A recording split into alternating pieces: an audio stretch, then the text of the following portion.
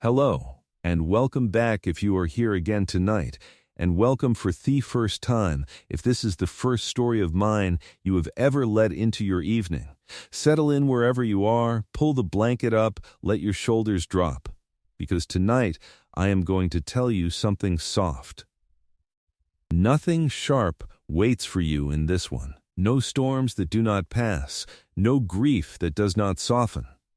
Only two tired people finding out that the smallest kindness, offered at the right hour, can turn into the rest of a life. It begins with a barn door and 5 words spoken across it. Clara Doyle stood in the frame of that door, with a lantern held low against her hip. The light spilling warm and gold across the packed dirt floor, across the hay she had turned that afternoon, across the stranger standing just outside the reach of it, with his hat in his hands and his horse gone lame behind him. She had heard him coming up the lane a quarter hour before, the slow, uneven clop of a horse favoring its front leg. And she had come out with the lantern more out of habit than fear, because a woman alone on a horse ranch in the Wyoming hill country learned early which sounds to worry over and which sounds simply belonged to the evening. This one belonged to the evening, she decided, the moment she saw his face in the lantern light. Not a hard face, a tired one. "You can sleep in the barn," she said. And the offer came out plain, the way she offered most things, without decoration, because decoration had never once put supper on a table or fixed a fence line before winter. "There is hay enough, and the roof does not leak on that side, and I will bring you out some bread and coffee if you want it." He looked at her for a long moment before he answered, long enough that she wondered if he had heard her at all, long enough that his horse shifted its weight and blew out through its nose in the cooling air. Then he settled his hat back on his head, and he looked past her shoulder toward the small house with its single lit window. And when he spoke, his voice was rough from the road and quiet in a way that made her lean in without meaning to. "Only if you sit with me a while," he said. "I have slept alone plenty this year. I find I do not want to do it again tonight, even in a barn as fine as this one." It was such a strange thing to ask, and such a small thing, and Clara stood there in her own doorway, with the lantern trembling just slightly in her grip. Not from fear now, but from something else entirely, something she had not let herself feel in the 2 years since Daniel died and left her this ranch and this silence. She thought about telling him no. She thought about telling him that a woman alone did not sit up with strange men in barns, that this was not how it was done, that Silas would hear of it within a week and use it as one more stone against her. But she looked at his eyes again, at the particular kind of tired that lived behind them, the kind she recognized because she saw it in her own reflection some mornings, and she said, "All right. A while. Then you will need your rest same as your horse does." That is how it started, and I promise you, if you stay with me through this whole story, you will understand by the end why 5 words spoken across a barn door in the spring of 1872 changed the whole shape of 2 lives that had both nearly given up on being changed at all. Before we go further into the barn and the bread and everything that followed, I want to ask a small favor of you, because stories like this one travel best when people carry them along. If you are enjoying the telling so far, tap that like button for me. It truly does help these stories reach more tired ears looking for something gentle at the end of their day. And if you have a moment, leave a comment and tell me what town or state you are listening from tonight. I love seeing how far a single evening story can travel, from one porch light to another, one kitchen radio to the next. Now, let us get back to Clara and the stranger in her barn and the long spring that was waiting for both of them. His name was Thomas Reeve, and he told her that much before she left him that first night, sitting on an overturned crate just inside the barn door while his horse worked through a mash of oats she had brought out along with the bread. He did not tell her much more than his name, not that night, and Clara did not push for it, because in her experience the men who talked too freely on the first night were rarely the ones worth trusting, and the ones who held their stories close, turning them over privately before they were ready to hand them out, were often carrying something worth the wait. She sat with him on an upturned bucket across from his crate, close enough to talk low, far enough that propriety would not have anything to whisper about even if anyone had been there to see. Which no one was, because Quiet Fork sat 2 miles off, and her nearest neighbor, old Mrs. Petrie, was half a mile down the creek road, with hills between them. "Where is it you were headed?" she asked him, before your horse decided otherwise. "North," he said, "toward the Montana line. I had work waiting on a ranch up there, or I did have, before the man who offered it died over the winter and his widow sold off the herd. I only found that out 2 towns back. So I suppose the honest answer is I am not headed anywhere in particular now. I am only headed away from where I was." "And where was that?" she asked, and she watched him go still in the way people go still when a question lands closer to a wound than they expected. "Missouri," he said finally. "There was a farm. There was a wife. There is not either one of those things anymore, and I would rather tell you the rest of it slowly if you do not mind, instead of all at once on a bucket in your barn on the first night we have met." Clara found she did not mind that at all. She had her own version of that sentence, her own farm and her own particular grief folded away behind her ribs, and she understood better than most the mercy of being allowed to tell a hard thing slowly, in pieces, at your own pace, to someone who does not demand the whole of it before they will sit with you. They talked instead of easier things. She told him about the horses, how Daniel had bred them for 4 years before the fever took him 2 winters back, how she had kept the breeding program alive herself since, though it was harder, some months than others. Because horses did not care that a woman's hands were smaller than her husband's had been, they only cared whether those hands were steady and kind, and hers were both. He asked good questions about the horses, the kind that told her he knew animals, had worked with them a long while, and something in her chest loosened just slightly to be talking about the thing she loved most with someone who understood it.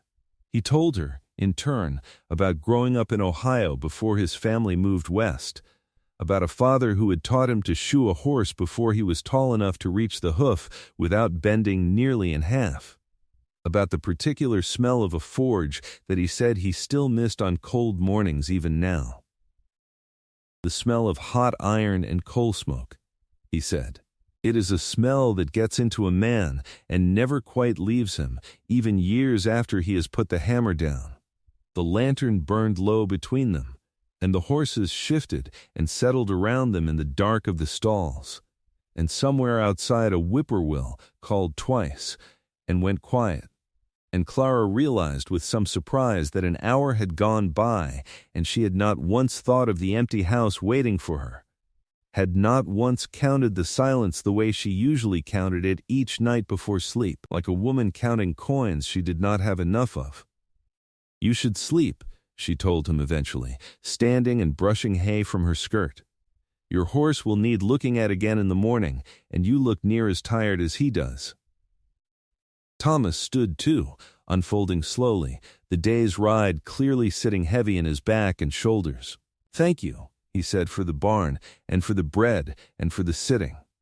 I did not expect any of the 3 tonight, and I got all 3 from one kind stranger." "You are not a stranger anymore," she said, surprising herself with the ease of it. "Strangers do not know that I favor the roan mare over the bay gelding, or that my late husband was terrible at whistling and thought he was wonderful at it." That earned her the first real smile she had seen from him, small and tired but genuine, and it changed his whole face in a way that made her chest do something complicated and unfamiliar. "Good night, Mrs. Doyle," he said. "Good night, Mr. Reeves," she answered, and she carried the lantern back across the yard to her small dark house, and for the first time in longer than she wanted to admit, the walk from barn to porch did not feel quite so long. and the house did not feel quite so empty when she stepped inside it. He was gone before full light, she found the next morning. Or she thought he was, until she came around the side of the barn and found him already at work, his sleeves rolled up, examining his horse's front leg with the careful, patient hands of a man who had done this 100 times before. The lameness was a stone bruise, he told her, nothing broken.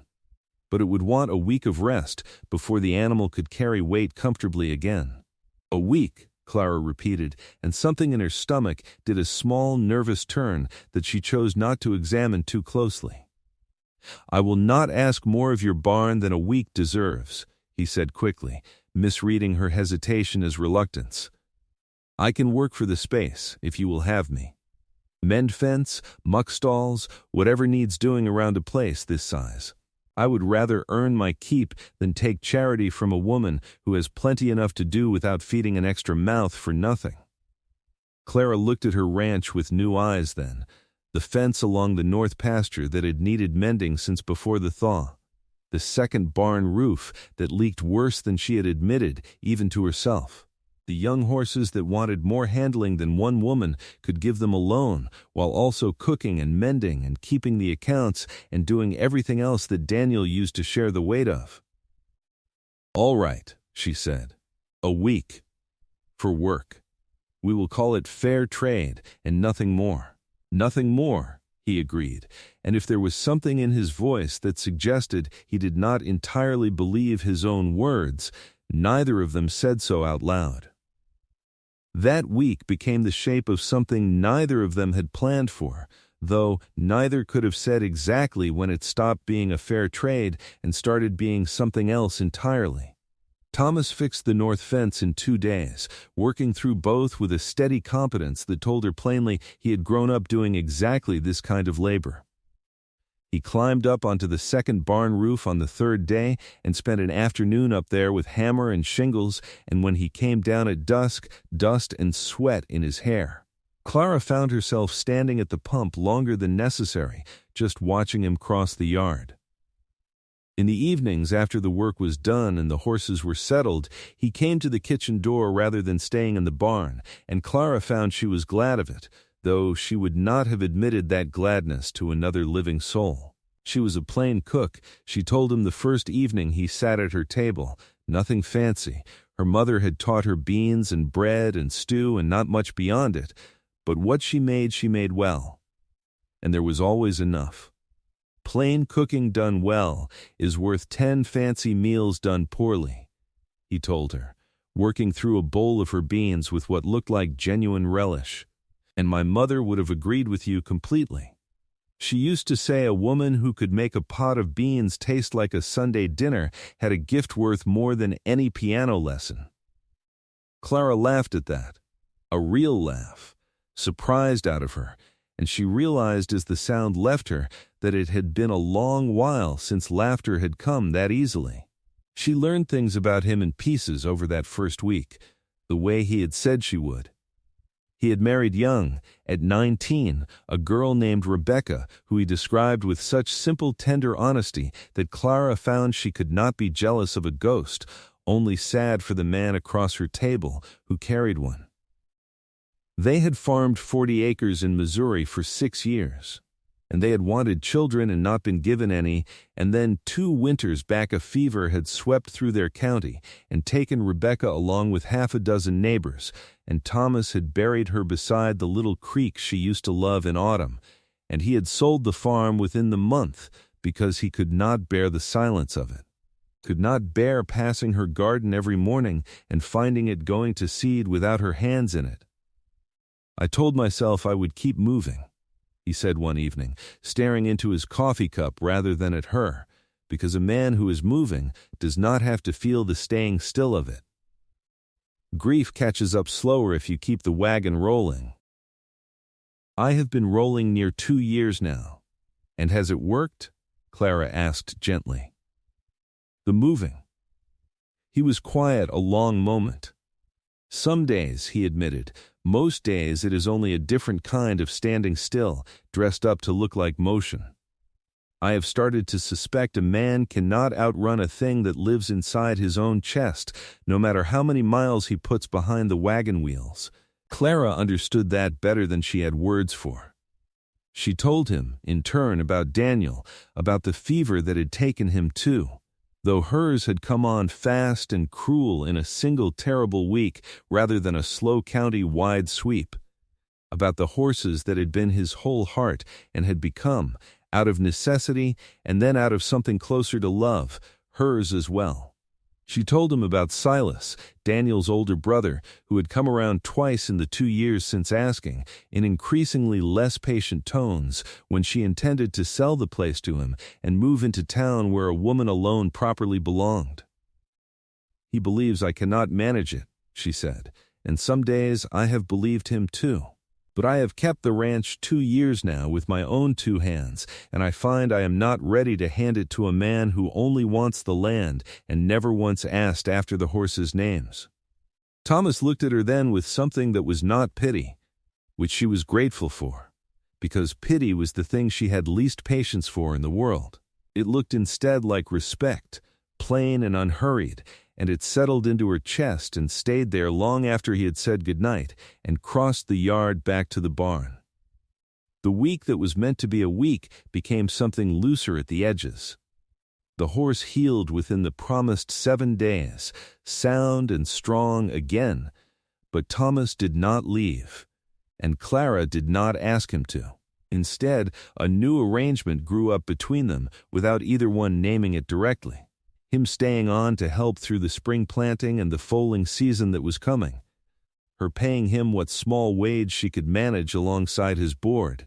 Both of them understanding, without saying so, that the arrangement had stopped being purely practical somewhere around the 2nd week and had become something neither one wanted to examine too closely for fear of frightening it away. The days took on a rhythm that Clara had not realized she was starving for until she had it again.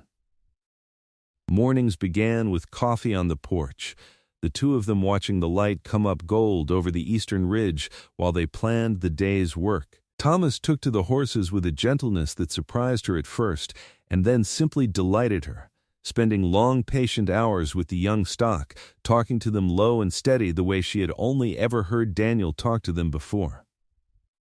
Watching him work a nervous yearling into calm trust one afternoon, Clara found herself standing at the paddock fence with her chin on her folded arms, unable to look away, unable quite to name the feeling rising warm in her chest as she watched.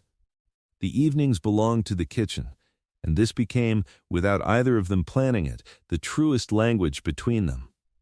Clara found she was cooking more than beans and bread now, digging out recipes she had not made since before Daniel died, a dried apple pie that had been her mother's, a rich stew with dumplings that took the better part of an afternoon and filled the whole house with a smell so warm it seemed to soak into the very walls.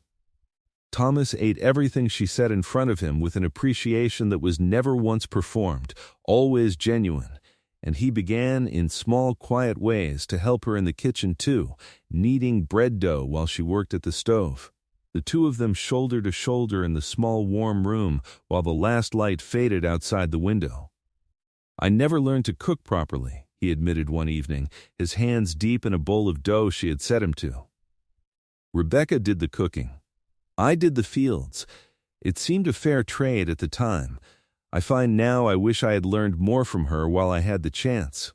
There is something in it, in making a thing with your hands that will feed someone you care for. It is a kind of talking, without needing words for it." "That is exactly what it is," Clara said softly, surprised to hear her own private thoughts spoken back to her in his voice, and she looked up from the pot she was stirring to find him watching her with an expression that made her breath catch somewhere behind her ribs. It was not a dramatic moment. Nothing was declared, nothing was crossed that could not be uncrossed. But something passed between them in that small warm kitchen. Something Clara recognized even as she was careful not to name it too soon, and she turned back to her pot with her cheeks warm and her heart beating a little faster than the stew required. The nights, when the work was done and supper cleared away, became a habit neither of them wanted to break. They sat together on the porch, or in the barn if the evening was cool, talking through the long, slow hours the way they had that very first night, filling in the pieces of their lives a little at a time. The way you fill a jar with sand, patient handful by patient handful, until one day you look and find it full, nearly to the brim. She learned he had a fine singing voice, low and unpracticed but true, and he sang her an old hymn one evening while they sat shelling peas on the porch steps, and Clara found she had to look away from him for a moment because something about the sound of it, plain and honest in the quiet evening air, undid something in her chest that she had kept carefully knotted for 2 long years. He learned that she still talked to Daniel sometimes, out in the barn, mostly about the horses, telling him which foals had come in strong and which mares were carrying well, a habit she confessed to Thomas almost shyly one night, certain he would think it foolish. "It is not foolish," he told her, and there was no hesitation in it at all. "I do the same with Rebecca. I told her about you, actually, the second night I was here. I hope that does not trouble you." It did not trouble her. If anything, it settled something in her chest to know he understood that particular kind of ongoing conversation with the dead, the way grief did not end a relationship so much as change its shape into something quieter, something carried rather than shared. The gentle wobble that comes into nearly every story of this kind found its way into theirs on an evening near the end of the 6th week, and I want to tell you plainly now, because I know some of you worry when a shadow crosses a story like this, that nothing in what follows will hurt you badly. And nothing will hurt them for long. Silas Doyle rode out to the ranch on a Tuesday afternoon, unannounced, and found Thomas up to his elbows, helping deliver a difficult foal in the birthing stall, while Clara knelt in the straw beside the struggling mare. Both of them so entirely absorbed in the urgent work of it that they did not hear his horse in the yard until he was already standing in the barn door watching them. Clara looked up first, her hands and forearms streaked with the mess of new life, her hair come loose from its pins, and she saw her brother-in-law's face arrange itself into an expression she recognized too well. The particular flavor of disapproval he reserved for anything about her life that did not match his idea of how a widow ought to conduct herself. It took them another 20 minutes to finish the birth properly, the foal finally standing wobbly and wet-eyed in the straw while the exhausted mare nuzzled it clean. And only then could Clara turn her full attention to Silas, who had waited in stiff silence the entire while, arms crossed, watching Thomas with open suspicion. "Who is this?" Silas asked, before she had even finished wiping her hands on her apron, and there was an accusation folded into the plain question that made her spine go straight. "This is Thomas Reeve," she said. "He has been helping around the place these past weeks. His horse went lame on the road, and he stayed on to earn his keep, and he has been a great help to me with the foaling season, which, as you can see, is well underway and needs every set of capable hands it can get." Silas's eyes moved from Clara to Thomas and back, and Clara could see him building an entire story out of the little he had witnessed. A story that had nothing to do with the truth and everything to do with what he had already decided to believe about a widow living alone with a stranger. "A man staying in your barn," he said slowly, as though testing the scandal of the words aloud. "Alone with you, out here, with no one to see what passes between you. Clara, this is not proper, and you know it is not, and if word of this reaches town it will be your reputation paying for it, not his." "There is nothing improper happening here," Clara said, her voice steady though her cheeks had gone hot, "and I will thank you not to speak as though there were, in front of the man who has worked harder for this ranch these past weeks than you have offered to in 2 full years. Thomas had gone very still and quiet beside her, and Clara could see the old careful reserve settling back over him. The look of a man who has learned that his presence causes trouble for people he cares about and is already calculating the cost of staying against the cost of leaving. "I only want what is best for you," Silas said, though his tone suggested something closer to wanting what was best for his own long-standing desire to fold her land into his. "And what is best for you is not a drifter with no name anyone in this county has ever heard, sleeping in your barn and eating at your table and doing who knows what else besides. Sell me the ranch, Clara. Move into town. Be respectable again. This foolishness has gone on long enough." He rode off without waiting for an answer, his back stiff with disapproval. And the silence he left behind him in the barn was a heavy one, thick with everything neither Clara nor Thomas wanted to say first. "I should go," Thomas said finally, quietly, not looking at her. "Before he makes trouble for you in town. I do not want to be the reason your neighbors talk or the reason that man has an excuse to press you about the land." "No," Clara said, and it came out sharper than she meant it to, sharp with something close to panic at the thought of him actually leaving. "No, you will not go because of what Silas thinks he saw. He has wanted this land since before Daniel died, and he will find some other excuse to press me if this one is gone. I will not let his suspicion decide who stays and who goes on my own ranch." But Thomas was already shaking his head, already retreating behind the careful distance she recognized from their very first conversations, before the weeks had worn it away. "It is not only about the land," he said. "It is your reputation, your standing in this town. I have caused you enough trouble already without staying on to cause more. Maybe he is right that this is not proper. Maybe I let myself forget that these past weeks, because I wanted so badly to have somewhere to be again, someone to sit with in the evenings, and I let that want cloud my judgment about what was fair to ask of you." "You did not ask anything of me," Clara said, her voice thick now, "that I did not want to give freely. Do not put words in my mouth to make your leaving easier on yourself, Thomas Reeve." They stood there in the barn in the fading afternoon light, the new foal wobbling on unsteady legs behind them, both of them raw and uncertain in a way they had not been with each other since that very first night, and for a moment it seemed the whole gentle thing they had built together over 6 slow weeks might crack right down the middle over one bitter visit from a man who had never once cared for either of their happiness. "I think," Clara said finally, more quietly, "I think you are not actually worried about my reputation, Thomas. I think Silas said something true enough to frighten you, and it was not about propriety at all." Thomas was quiet a long moment, his jaw working, and when he finally spoke his voice had lost its careful distance and gone raw instead. "I buried a wife once," he said. "I know what it costs to let yourself want something again and then lose it.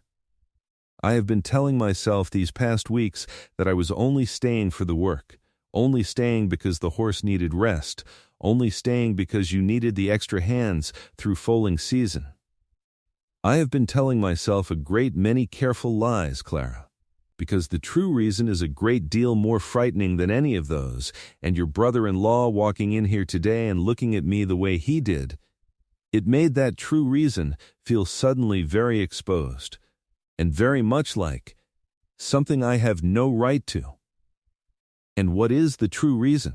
Clara asked, though something in her chest already knew the answer, already hoped for it, with an intensity that frightened her nearly as much as it seemed to frighten him. "I stayed," he said, "because somewhere in that first week I stopped wanting to be anywhere that you were not. I stayed because your kitchen is the first place in 2 years that has felt like it might someday be home again instead of just a stop on the road. I stayed because I think I am falling in love with you, Clara Doyle, and that terrifies me more than any lame horse or any lecture from your brother-in-law, because loving someone means you can lose them, and I do not know if I have it in me to bury a second person I have loved." The barn was very quiet after that, quiet enough that Clara could hear the new foal shifting in the straw behind them, quiet enough that she could hear her own heart working hard against her ribs. She crossed the small distance between them before she had fully decided to move, and she took his rough, tired hand in both of hers. "I am frightened too," she admitted. "I buried a husband in this very yard, and I told myself afterward that I would never again build a life around loving someone who could be taken from me without warning. But Thomas, I have been alone 2 years, and I have managed, and managing is not the same thing as living. And these past 6 weeks, with you in my kitchen and in my barn and across my table, I have remembered what living feels like. I do not want to give that back because my brother-in-law rode out here with an ugly look on his face and a greedy hope in his heart." Thomas looked down at their joined hands for a long moment, and when he looked back up at her, his eyes were bright in a way that made her chest ache with tenderness. "I do not want to leave," he said quietly. "I have not wanted to leave for weeks now, if I am honest with myself, and I have simply been too much of a coward to say so out loud, in case you did not want the same thing." "I want the same thing," Clara said. And there it was between them at last, spoken plainly, no longer hidden behind fair trades and practical arrangements and careful distance. They stood there together in the barn as the light went gold and then gray outside, and neither one said anything more for a while. Because some things do not need more words once the true ones have finally been spoken. But before we get all the way to the good part of this evening, I want to say thank you again for staying with me this far into the story. It means more than you likely know to have your company on a night like tonight.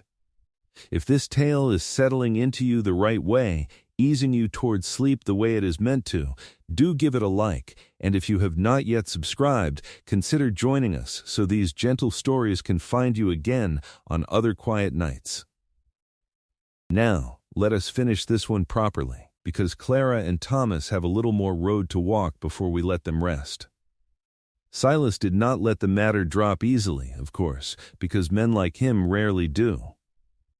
He rode into Quiet Fork the following market day and made certain, in the particular quiet, cruel way of small-town gossip, that a few careful words reached the right ears about the widow Doyle and the stranger living in her barn. It was not a flood of scandal, only a trickle, a raised eyebrow here, a knowing look there, but Clara felt it all the same when she went into town for supplies that week, felt the weight of eyes on her back at the general store, heard the particular hush that fell over 2 women at the feed counter when she walked past. She came home that afternoon with her jaw set and her basket heavier than usual, with the effort of pretending she had not noticed any of it, and Thomas met her at the wagon to help unload, and one look at her face told him plainly what kind of day it had been. "They talked," Thomas said, "not a question." "They talked," Clara confirmed, setting down a sack of flour with more force than it required. "Small towns will always find something to chew on, and I have apparently become the meal this week." "I could go," he offered again, gently this time, no distance in it, only care. "Find work at another ranch nearby, still see you, still help where I can, but not live under your roof where it gives your brother-in-law and half of Quiet Fork something to whisper about." Clara set down the last of the supplies and turned to face him fully in the yard, the late afternoon light catching gold in his hair, and she felt something settle in her chest, something decided and certain in a way it had not been even the day before. "No," she said. "I have spent 2 years living carefully, Thomas. Careful with my grief. Careful with my reputation. Careful with every choice I made, because I did not want to give Silas or this town one more reason to say a widow could not manage on her own. I am tired of being careful. I would rather marry you and give this whole town something honest to talk about than spend one more season pretending I do not want the life we have started building together in that kitchen of mine." Thomas went very still, and for a moment Clara worried she had said too much too fast, moved too quickly past the careful pace they had been keeping. But then a smile broke slowly across his tired face, the same smile she had first seen that morning after his lame horse woke her early, and he closed the last of the distance between them and took both her hands in his. "Are you asking me to marry you, Clara Doyle?" he said, something like wonder in his voice, "or telling me?"